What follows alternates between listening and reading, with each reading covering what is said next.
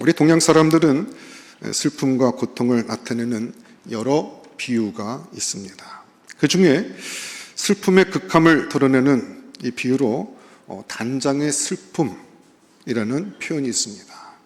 창자가 끊어지는 아픔, 그런 뜻입니다. 슬픔에 대해서는 창자가 끊어짐이라는 비유를 갖고 있다면 고통에 대해서는 보통 어떤 비유를 쓸까요? 우리는 보통 뼈를 깎아내는 고통, 이렇게 표현합니다.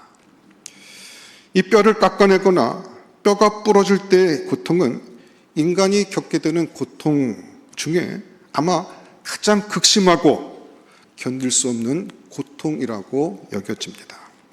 그런데 오늘 다윗은 오늘 본문 8절에 보면 아주 놀라운 말을 하는 것을 볼 수가 있습니다. 내게 즐겁고 기쁜 소리를 들려주시사 주께서 꺾으신 뼈들도 즐거워하게 하소서.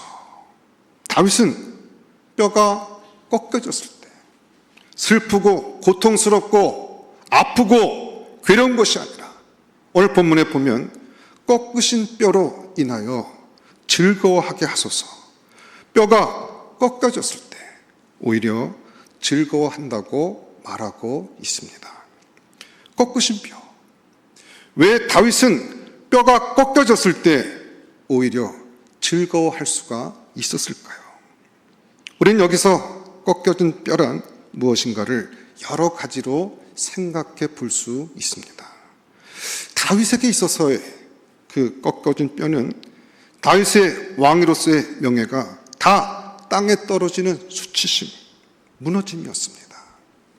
그는 더 이상 영광스러운 존재가 아니었습니다.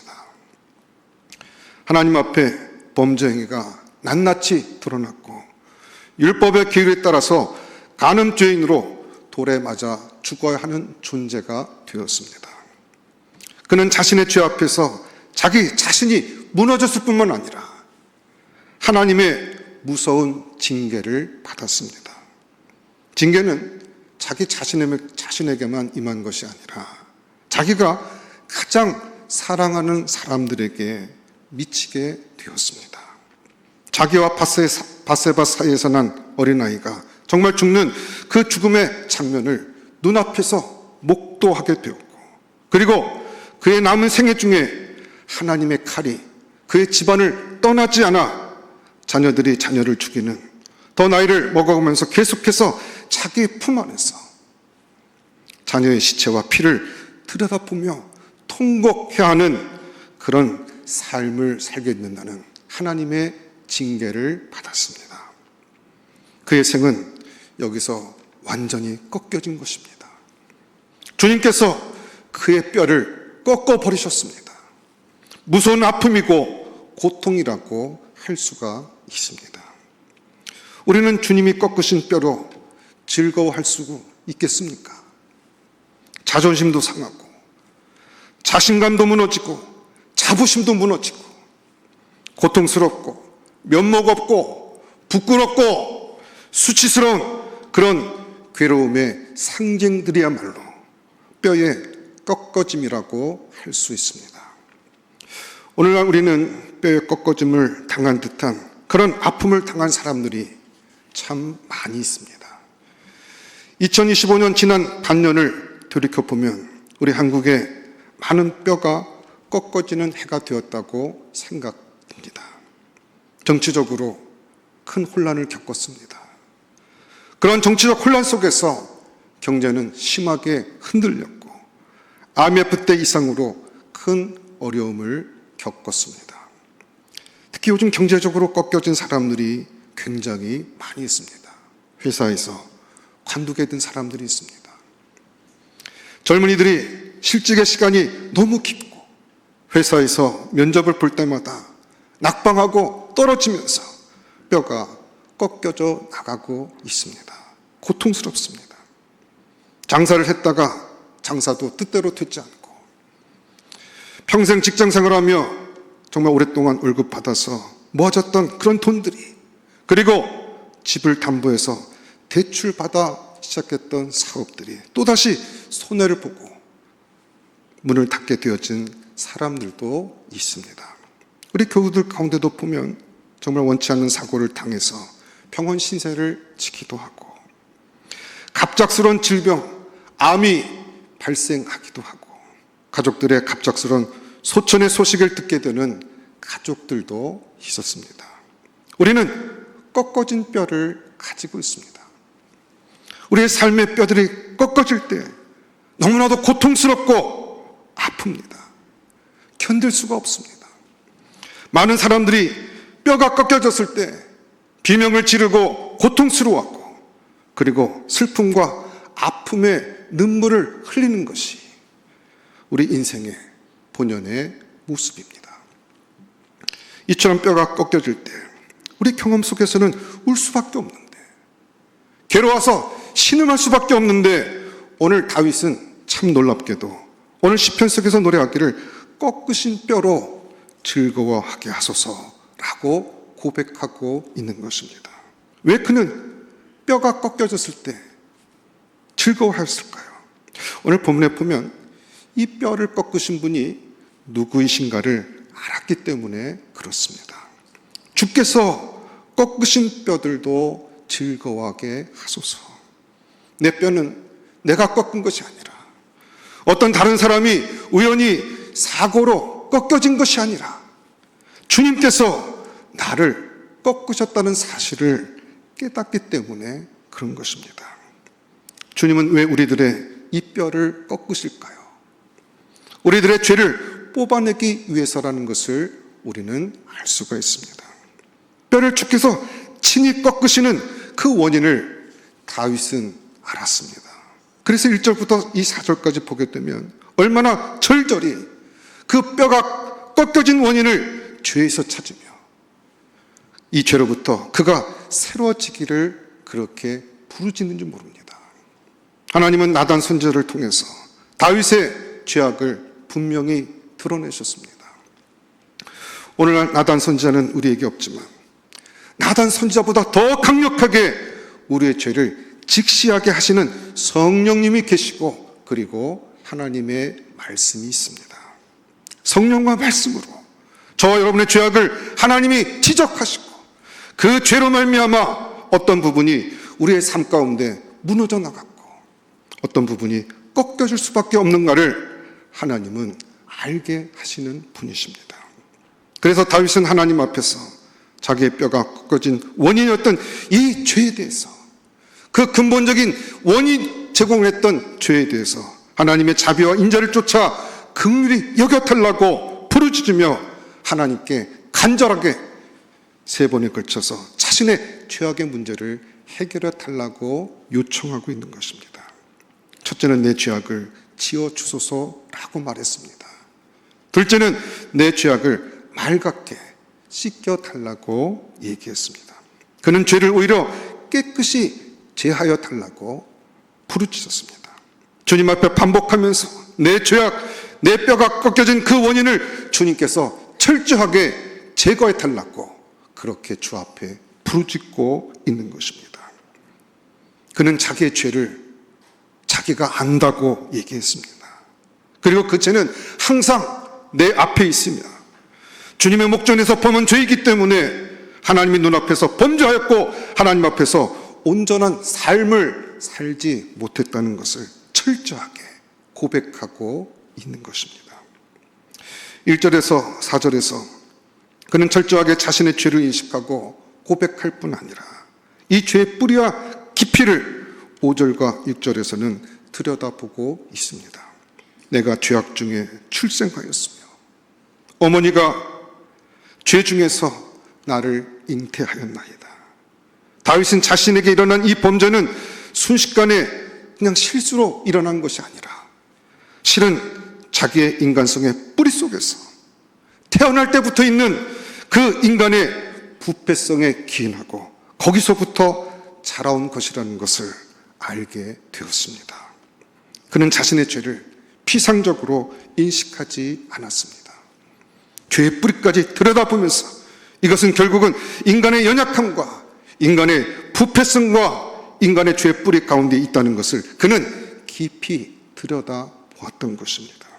그래서 하나님은 그 죄악 가운데 있는 인간이 그 죄의 뿌리를 다 들여다본 다음에 하나님 원하시는 정말 진실하면 어디까지의 진실함인가? 행동이나 겉으로 보이는 그런 진실이 아니라 오늘 보면 6절에서 보면 중심이 진실함을 주께서 원하신다는 사실을 그는 깨닫게 됩니다.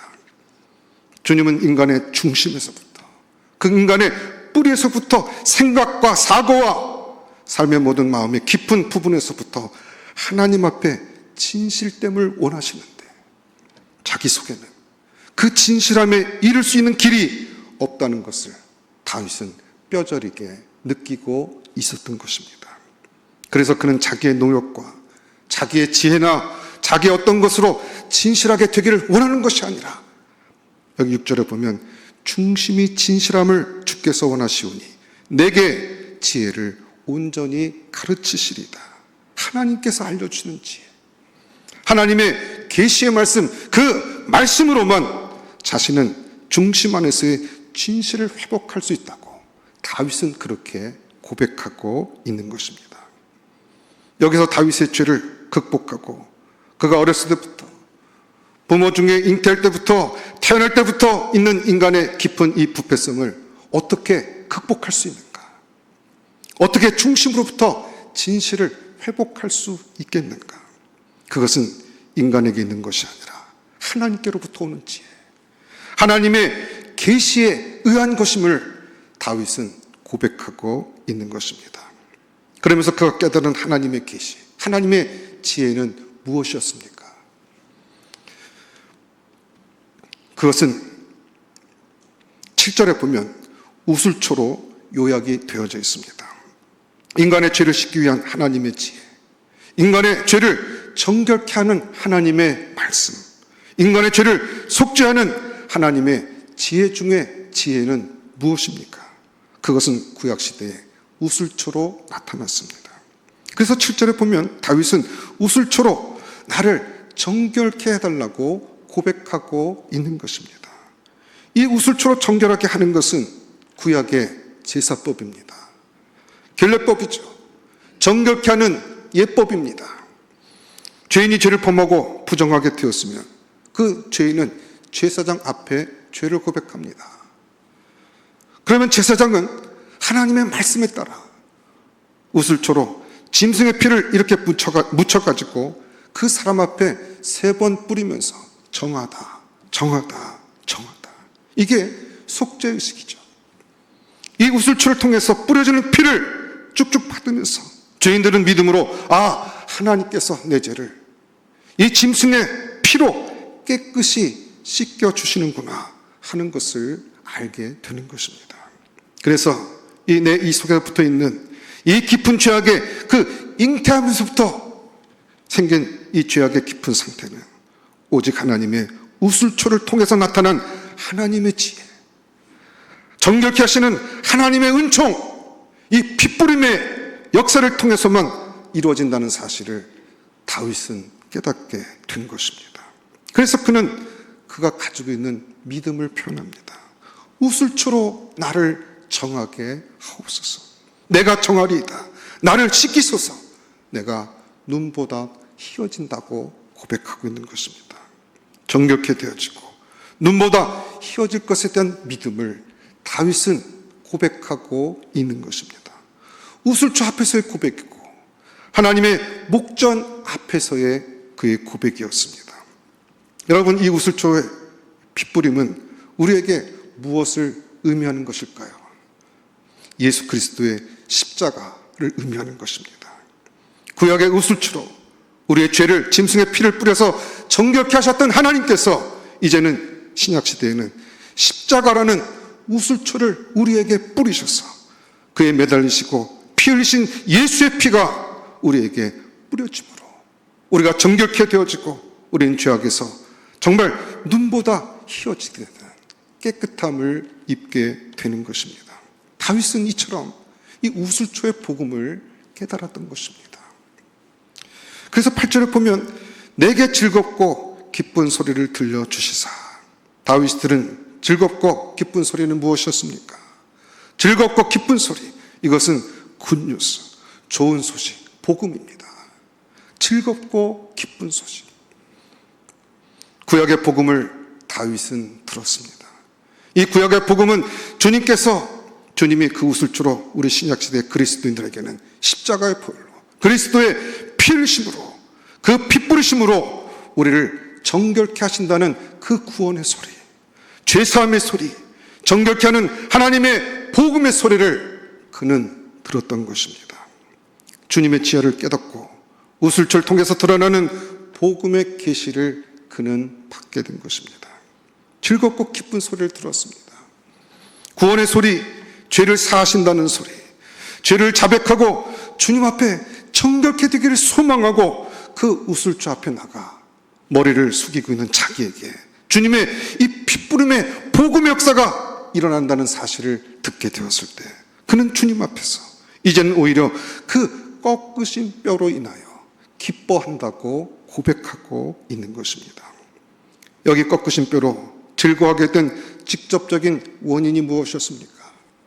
복음으로 인하여서입니다. 꺾으신 뼈, 주님께서 우리의 삶에 무엇인가를 꺾으시는 바람에 우리는 그 아픔 속에서, 그 고통 속에서 자기의 죄의 뿌리, 이 고통의 원인을 발견하게 되었다는 것입니다. 그 고통의 원인, 뼈가 꺾인 원인인 이 죄라고 하는 이 근본적인 문제를 어떻게 치유받을 수 있을까? 그것을 고민하는 가운데 이제 그 복음의 소리를 다윗은 듣게 된 것입니다. 그것은 우슬초였습니다. 그것은 복음이었습니다. 그래서 그는 이제는 꺾으신 뼈로 말미암아 비명을 지르거나 불평을 하거나 원망을 하는 것이 아니라 오히려 그것이 하나님께 감사의 조건이 되었다고 고백하고 있는 것입니다. 여러분, 다윗의 감사는 어디에서 나왔습니까? 들음에서 나왔습니다. 바울은 로마서에서 믿음은 어디에서 나온다고 했습니까? 들음으로 말미암는다고 했습니다. 우리는 동시에 감사도 들으면서 온다는 사실을 알아야 됩니다. 우리의 믿음도 우리의 감사도 그 모든 근거는 무엇입니까? 주님의 계시로 말미암은 것입니다. 주님이 알게 하신 지혜로 말미암은 것입니다. 주님이 깨닫게 하신 이 우슬초 은혜로 말미암은 것입니다. 십자가의 복음의 깊은 부분을 깨달아 알게 되고 내 죄를 사하시는 하나님의 이 놀라운 복음의 소리가 들려질 때 우리는 비로소 즐거워할 수 있고 또한 감사를 회복할 수 있는 것입니다. 나로 즐겁고 기쁜 소리를 듣게 하사. 오늘 이 아침에 저희들은 모두 주님의 기쁜 소리를 듣는 은혜를 누리시기를 주의 이름으로 축원합니다. 주님이 저와 여러분의 고통의 모든 원인을 깨끗이 제하실 수 있는 분이라는 것을 믿으셔야 됩니다.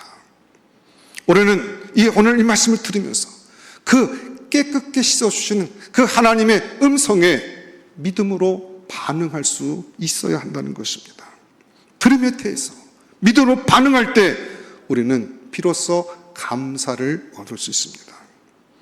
꺾으신 뼈가 있는 자일수록, 꺾으신 뼈의 고통과 아픔이 기억이 있는 사람일수록 현재 꺾으신 뼈에 대한 고통이 있고 진액이 흐르고 피가 흘러나 부러질 수밖에 없는 사람일수록 그 아픔과 상처가 깊으면 깊을수록 그것이 치유될 수 있다는 사실, 그 원인이 제거될 수 있다는 사실, 그 뿌리로부터 그 고통이 사라질 수 있다는 사실을 깨닫게 될 때 우리는 뼈가 꺾이는 그와 같은 고통과 아픔이 있다 할지라도 오히려 하나님께 감사할 수 있다는 것입니다. 꺾으신 뼈는 그러므로 더 이상 우리에게 고통의 상징이 아닙니다. 꺾으신 뼈는 오히려 은혜의 샘터입니다. 꺾으신 뼈로 말미암아 주님의 손길을 느끼게 되고 꺾으신 그 뼈로 말미암아 주님 손에 또다시 들려있는 그 우슬초를 바라보게 될 때 우리는 주님이 꺾으신 뼈가 사실은 우리에게 은혜의 샘터요, 은혜가 솟아나는 상처요, 거룩한 십자가의 상흔과 같은 것으로 변화된다는 것을 우리는 알 수가 있는 것입니다. 여러분, 구약시대에 아주 좋은 예가 있습니다. 야곱이라는 인물은 야복강에서 뼈가 꺾어지는 고통을 주님께로부터 당했습니다. 환도뼈가 위골되었습니다. 이번 개역개정을 보니까 환도뼈가 아니라 허벅지 관절로 번역을 했습니다만 이 환도뼈가 더 익숙한 것 같아요. 네. 그러나 그 다음날 새벽에 야곱은 환도뼈가 위골되었기 때문에 쩔뚝거리면서 걸을 수밖에 없었습니다. 쩔뚝거릴 때마다 얼마나 아프고 고통스러웠겠습니까? 그러나 이 야곱에게는 그 새벽에 쩔뚝거리는 그 환도뼈의 상처와 그 꺾여질 때의 아픔은 이제 아픔이 아니라 그에게는 하나의 은혜의 증거가 되었습니다. 왜냐하면 어젯밤에 나타나셔서 내 뼈를 꺾으시고 그리고 부르는 자기에게 은혜를 베푸신 그 하나님의 은총이 환상도 아니고 환각도 아니고 착각도 아니고 생생한 현실이었다는 사실을 증언해주는 증거가 바로 자기의 고통스러웠던 환도뼈였기 때문에 그렇습니다. 환도뼈의 아픔을 통해서 하나님의 은혜의 실제가 더욱 생생하게 체험되어지는 것입니다. 그래서 야곱은 새벽에 쩔뚝거리면서 한 걸음 내밀 때마다 비명을 지르고 그 참을 수 없는 고통 속에서 오히려 아픔이 아니라 더 깊은 감사를 하나님께 드리는 것입니다. 하나님 감사합니다. 감사합니다. 한 걸음 쩔뚝거릴 때마다 감사합니다. 어제 내게 베푸신 그 은혜 감사합니다. 그 은혜가 사실이었습니다. 그냥 환상 가운데 느낌이 아니라 실제로 내 삶 가운데 일어난 실제적인 하나님의 은혜의 증거였습니다. 이 고백을 야곱은 그렇게 할 수 있게 된 것입니다. 그래서 하나님 앞에 쩔뚝거리지만 더 깊은 은혜 앞으로 나갈 수 있었던 것입니다. 사랑하는 성도 여러분, 주님께서 우리 인생 가운데 꺾으신 뼈들, 그것은 더 이상 우리에게 고통이 아니라는 것입니다. 어쩌면 아프면 아플수록 오히려 그것은 하나님의 깊은 역설적인 은혜가 솟아난다는 것을 우리는 알아야 됩니다. 여러분, 주님은 우리의 삶의 뼈를 능히 꺾을 수 있는 전능하신 하나님이십니다. 주님의 손에 그 전능성 앞에서 우리의 모든 뼈는 꺾여질 수밖에 없다는 것을 우리는 알아야 됩니다. 그러나 그 전능하신 손으로 주님은 또다시 그 꺾여진 뼈를 어루만지시고 또 이렇게 쓰다듬어 주시는 분이십니다. 우리의 깊이 핀 흘리는 상처에 우슬표로 피를 뿌려주시는 분이십니다. 그리스도의 보혈이 그곳에 오히려 깊이 뿌려지고 그 안에서 피가 솟아나는 것이 아니라 이제 더 이상 내 고통이 솟아나는 것이 아니라 내 염려와 불안과 아픔이 솟아나는 것이 아니라 오히려 그 상처 가운데 그리스도의 보혈이 솟아나오고 은혜가 솟아나오고 은총이 솟아나오고 하나님의 긍휼과 자비가 솟아나오는 것을 우리는 발견하게 되는 것입니다. 주께서는 우리의 뼈를 꺾으실 뿐만 아니라 그 뼈를 다시 쓰다듬어 주시고 어루만져 주시는 분이시며 그 뼈로 말미암아 고통이 아니라 오히려 우리를 즐겁게 하시는 분이라는 것을 우리는 알아야 하는 것입니다. 저와 여러분의 삶 속에서 어떤 뼈가 꺾여졌습니까? 우린 이 아침 다시 한번 우리 지난 반년 동안 혹은 지난 생애 가운데 하나님이 내 삶에 어떤 부분들을 꺾으셨는지를 기억해야 합니다.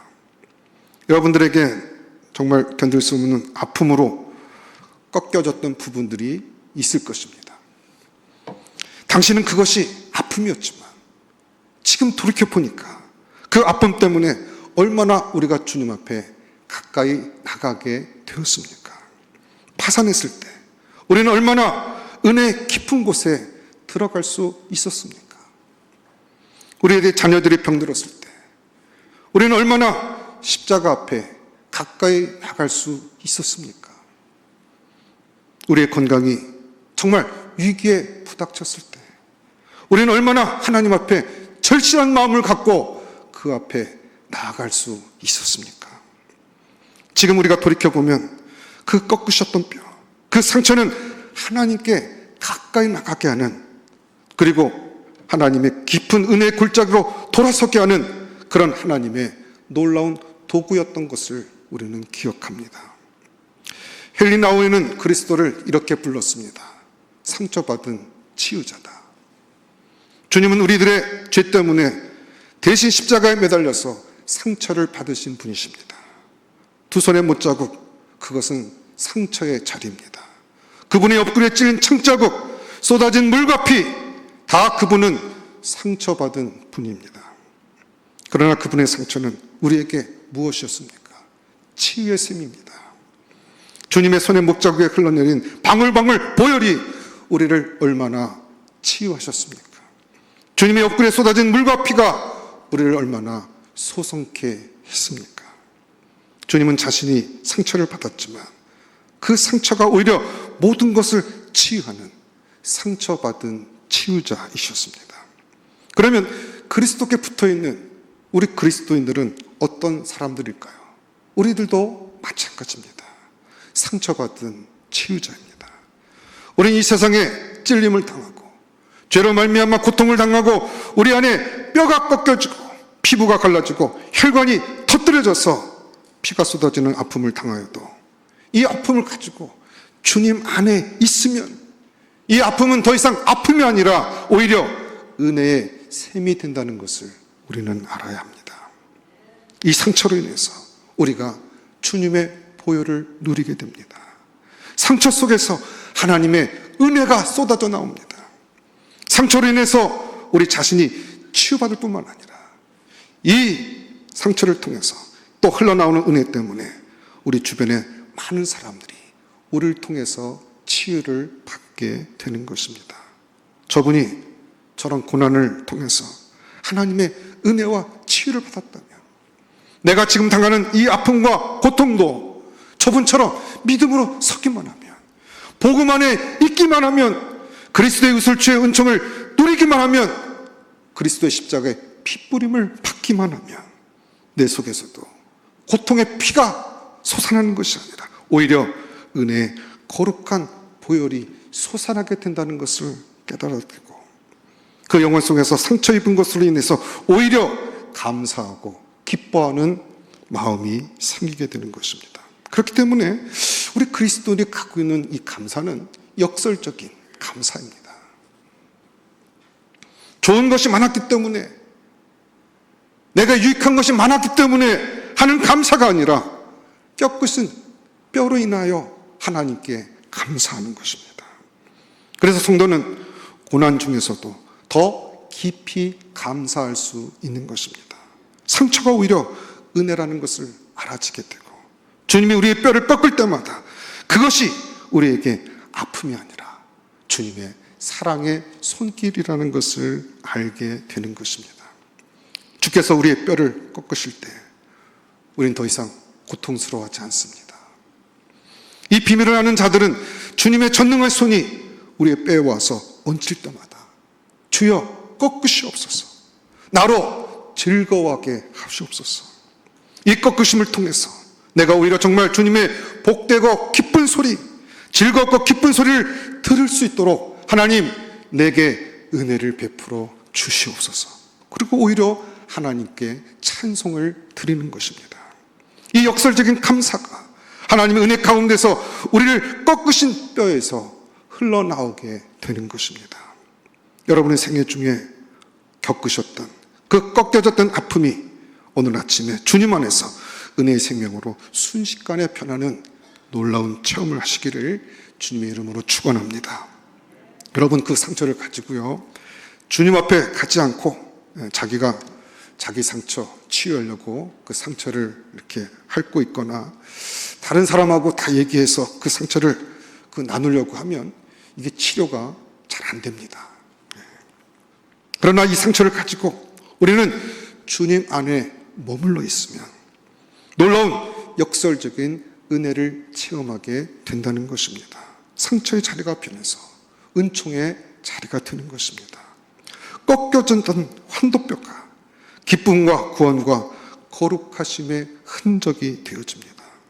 저와 여러분들이 세상에서 우리 자신의 죄 때문에, 때로는 우리 가족들 때문에 이 험악한 세상에서 받게 되는 수많은 찔림과 상처들이 낱낱이 은총의 샘물로 바뀌어지고, 그곳에서 은혜의 보혈이 솟아나는 이 놀라운 체험을 하기를 원하신다면 주님께 가까이 가서 그 주님의 임재 안에 계속 머물러 있어야 됩니다.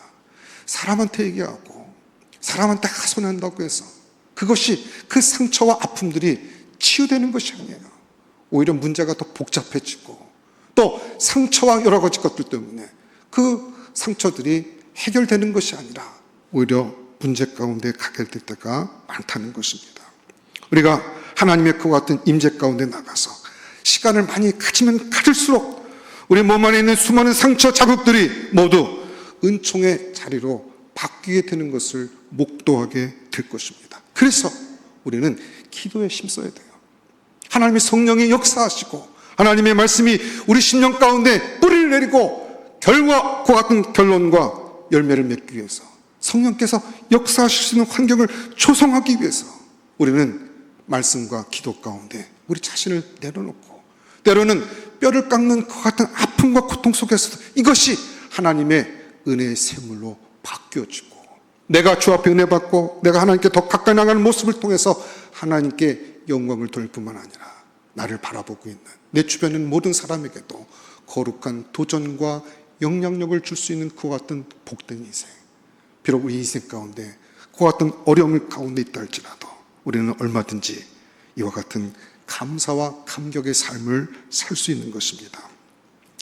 한 주간, 지난 반년 동안 하나님께서 내게 베풀어 주신 은혜를 생각할 때 참 좋은 일도 있고 또 우리가 기대했던 일도 있지만 정말 뼈를 깎는 것과 같이 고통과 그와 같은 어려움이 우리 인생 가운데 있었다 할지라도 그것이 오히려 주 앞에 가까이 나가는 기회가 되고, 그 가까이 나가는 그 모든 모습을 통해서 내 주변에 있는 사람들에게 하나님이 진짜 살아계시고 그 하나님께서 긍휼과 자비로 우리 인생을 붙들어 주시는 그 놀라운 하나님이신 것을 내 삶 전체를 통해서 그들 가운데 증거하고 보여줘서 그리스도의 편지로서 여러분의 생애를 영광스럽고 복된 생활을 살아가는 우리 베들의 전 가족 될 수 있기를 주의 이름으로 축원합니다. 기도하겠습니다. 하나님 감사합니다. 우리가 연약하고 부족해서 때로는 뼈를 깎이는 것 같은 슬픔과 아픔을 당한다 할지라도, 다윗이 그 인생이 끝날 줄 알았던 그 절벽에서 하나님의 이 우술초에 놀라운 복음의 메시지를 깨닫고 오히려 그 뼈로 인하여 하나님 앞에 감사하고 노래를 불렀던 것처럼 우리 모든 환경이 녹록지 않고 힘들다 할지라도 역설적인 이 복음의 역사를 깨닫고 주 앞에 감사함으로 나갈 수 있는 믿음의 종들이 다 될 수 있도록 역사하여 주시옵소서. 우리 삶 가운데 하나님과 같은 풍성한 은혜로 함께 하셔서 하나님 섬기는 기쁨과 감격으로 살아가는 믿음의 종들이 다 될 수 있도록 역사하여 주시옵소서. 모든 것 감사하고 예수님 이름으로 기도드렸사옵나이다. 아멘.